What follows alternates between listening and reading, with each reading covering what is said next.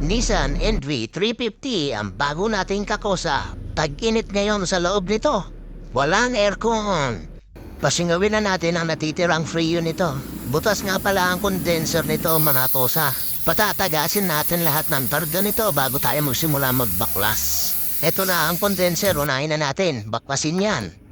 Ayan, baklasan natin ang condenser. Juice gagawin. Tayo ng daga. Papalitan natin yan ng brand new. May kasama na nga pala itong expansion bulb at filter dryer. Kinabit ko na nga ang fan nito agad. Babasain natin ang mga ori ng mineral oil para hindi mapunit pagkabit. Ilagay na isa-isa. Siguraduhin nakasalpak ng maayos. Isalpak na rin ang expansion bulb.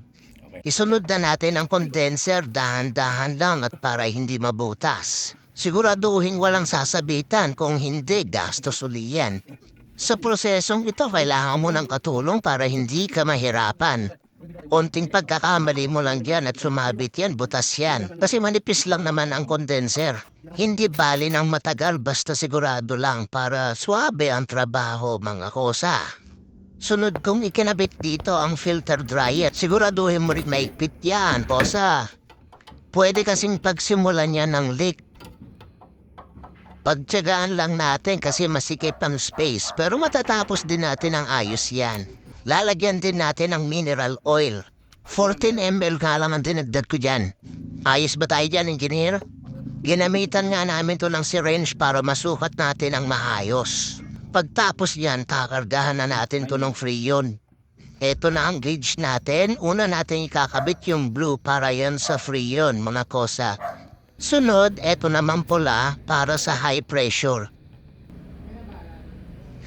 Ikakabit natin yan dito sa munting tangke na may freon para makargahan na yan. Simulan na natin ang pagkakarga mga kosa.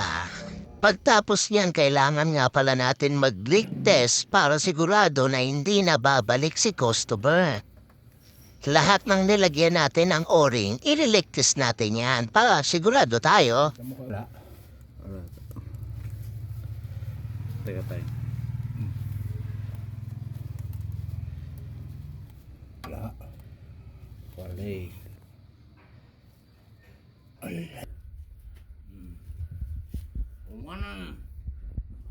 Wala. Agad yan. Kasi freon yan eh. Ang taas ng pressure niyan eh. Awanin. Kawanan dyan yan. Awanin. At kita nyo nga talagang wala siyang leak mga kosa. Uy si engineer. Sa proseso ng pagkakarga ng freon, kailangan mo nga palang basain ng tubig ang condenser para mag-circulate ang freon nito. Kahit magsawa kang paliguan niyan, kosa, bahala ka. Interviewin natin si engineer. Engineer, ano masasabi mo, okay? Ito.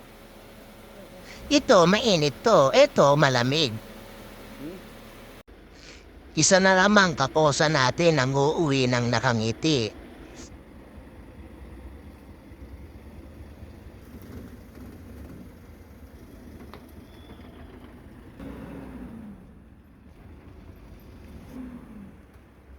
Ingat ka, kosa. Huwag ka nang babalik.